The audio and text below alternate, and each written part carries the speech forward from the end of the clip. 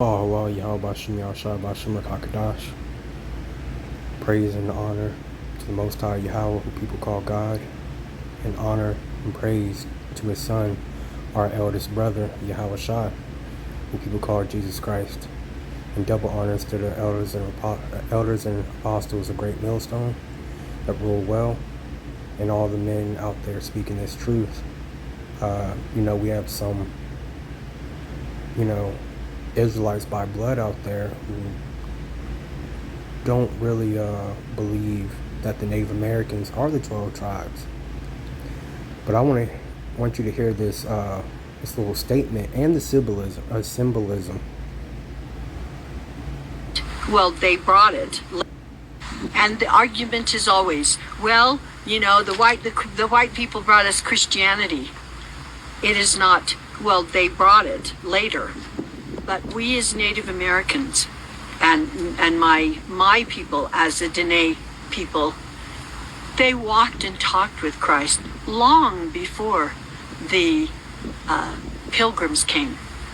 They knew him, and he walked around among them. When you think about the drawing that these men had,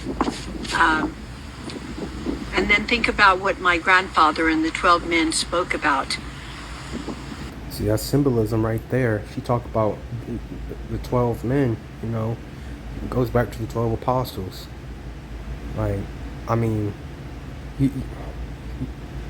One that is truly woke, you can damn near feel the spirit of another Israelite. We've done seen GMS pick it apart all the time.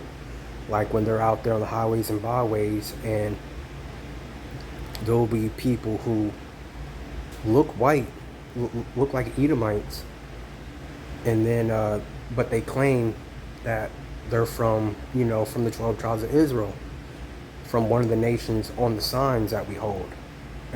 And what does GMS do?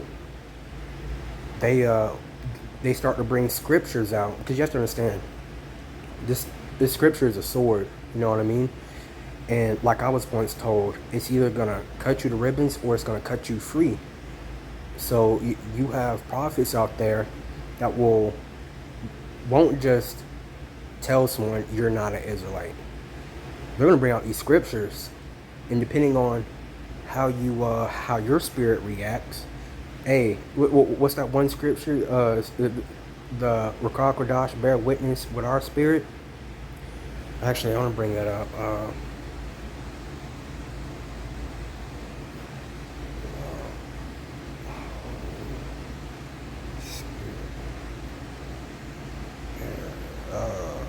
Here's witness.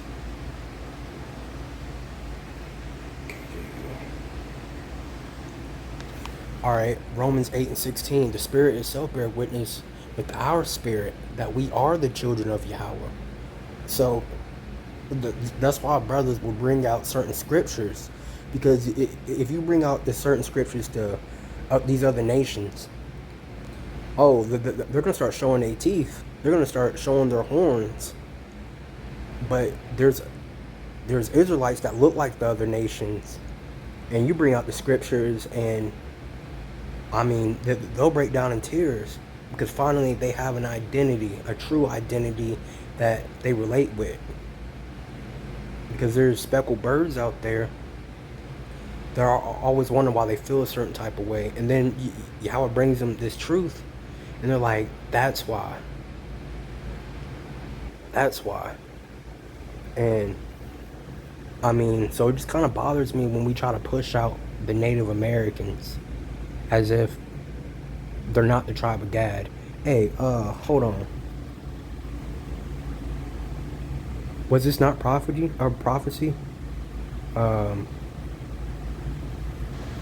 Troop.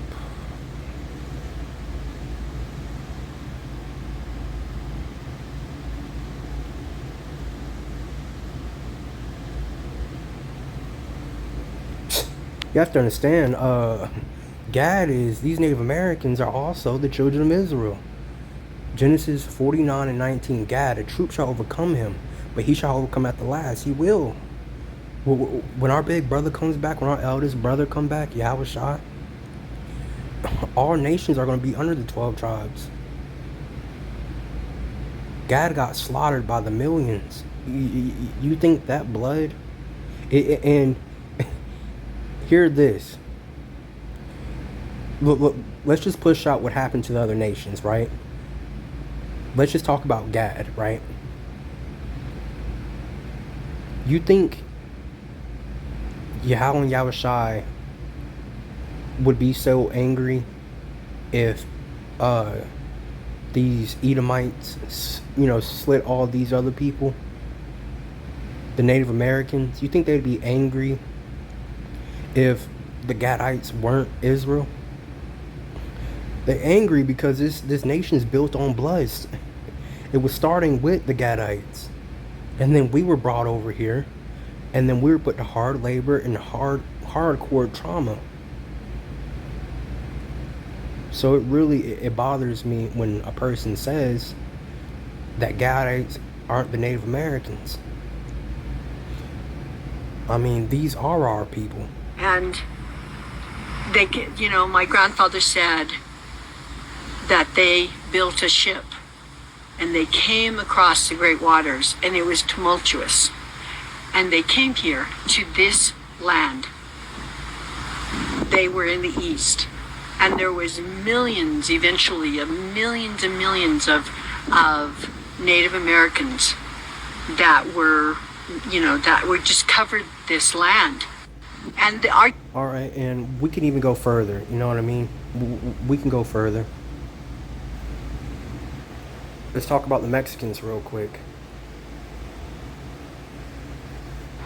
The indigenous language of was it the Aztecs or the Mayans? Both of them. Both of them. Mm-hmm. You said it was connected to an old Hebrew. Ancient Paleo-Hebrew. So does that mean that language that was indigenous to what Mexico and Central America is today was a Semitic language? Yeah. All right. Before it goes on, we hear Hispanics speak Spanish. Where do they learn Spanish? From their captors, their oppressors, the Spaniards. You think they were always speaking Spanish? No, they spoke Hebrew because we are a family and we spoke under one tongue. So what the schools teach you is an indoctrination. You get inducted into this indoctrination of what they want to call you or what they tell you that you are. So for instance, our people get called Hispanic, right? So Hispanic, not knowing what that term means, we call each other Hispanics, but that was under the Spaniard captivity. When the Spaniards came in 1492 and, raped, robbed, and pillaged, the people of Mexico, how they knew... Remember, the devil comes to what? Steal, kill, and destroy. You were under that captivity was by calling you an Hispanic, how you belong to a family of a Spaniard that took you a Spaniard that took you. And to push on what he said, think about all you so-called African Americans, right? You ever look at your names, your last names? Lewis, Edison, Myers, Smith. Where do these names come from? I'm gonna tell you where it came from. When our ancestors were under captivity by the so-called Caucasians, which they're really the Edomites, they did the same thing with us they did with land. They would conquer land and name it after themselves. So they did the same thing with us. They would conquer people and then change their last names. Really, they'd change their full names, but they would make sure their last name was under the same name as the family that owned them. You worked on their plantation. You were given their last name, like my last name, Ayala. That comes from whatever captivity my family got taken into. And maybe we have to work on fields, whether it was picking, tobacco or whatever that family had us doing. That's what we did. Now, Latino is different. Latino's under the Grecian captivity. That's if you were Latino, or how they differentiated both of them is Latino actually meant that your bloodline dated back to a Grecian or a Greek. And people that are from down south, Guatemala, El Salvador, just South America, they're not Latino. Their dads aren't Greek. We're still of this brown race. Like they call, black people or African Americans that are here now Africans, and they're not from Africa. They actually just got taken into captivity in Africa while fleeing Israel. During the Roman persecution, why did we flee? We fled because we were told to flee to the mountains, aka, in these Hamite territories. Why would we flee there? Okay, why was Moses able to blend in with the Egyptians? Because he was a dark-skinned race, just like other Hamites. Egyptians are Hamites. Are Hamites. They're from the tribe. Are Hamites. They're from the tribe of Ham. So they're just a different people, and that's why people in Africa don't accept the blacks that are here, the so-called blacks that are here in America, because they say those aren't our people, And history, they won't teach you, in my. And I don't mean to cut off the video again, but think about the ideology of that, right? It seems like black people would try to connect themselves with all nations on earth besides their biblical brothers. There's blacks that, hate blacks. There's blacks that hate Mexican. Well, there's so-called African Americans that hate other African Americans. There's African Americans that hate Mexicans, and there's Mexicans that hate so-called African Americans. And the cycle goes on, which if you read Deuteronomy, I believe it's chapter 28 with the curses. I could be wrong, but that's one of the curses, that ye shall hate your brother. Era, they taught us a little bit of Aztecs and Mayas and Incas, just a little bit, but they never tell you how our people got here. They never tell you. We came from somewhere. They'll never tell you, how we read the stars. We used a thing called cenotes, which were these ponds, reflection ponds, to read the stars. While Columbus was looking up at the stars, trying to read them, trying to find these holy people that had a blessed land that was promised to them, full of riches and rich soil and all this and that, he was looking up at the stars. And he didn't know how to use geometry using the reflection ponds. And that's how we got here. Our real name is not Aztec. It's Issachar. That's our real name. They gave us the name Aztecs, are Hamites.